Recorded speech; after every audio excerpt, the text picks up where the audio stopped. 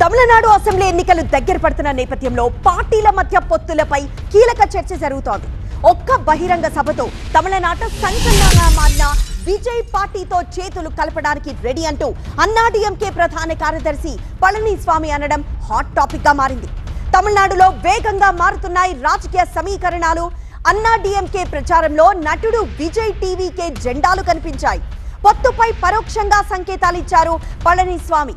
కుమారపాలెం సభ నుంచి డీఎంకేపై యుద్ధానికి రెడీ అంటూ పళనిస్వామి కామెంట్స్ చేశారు. టీవీకే జెండాలను చూపిస్తూ గెలుపు మనదేనన్నారు పళనిస్వామి. ఊహించని విధంగా గెలుపుంటుంది అంటున్నారు పళనిస్వామి. అన్నాడీఎంకే విజయ్ టీవీకే పొత్తు వార్తలపై జోరుగా ప్రచారం సాగుతోంది. கூட்டணி நம்பி இருக்கிறீங்க, கூட்டணி தேவைதான்.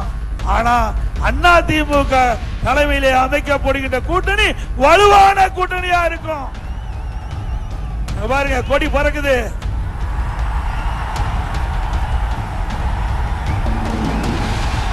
பிள்ளையார் சொல்லி போட்டாங்க, எழுச்சி ஆரவாரம்.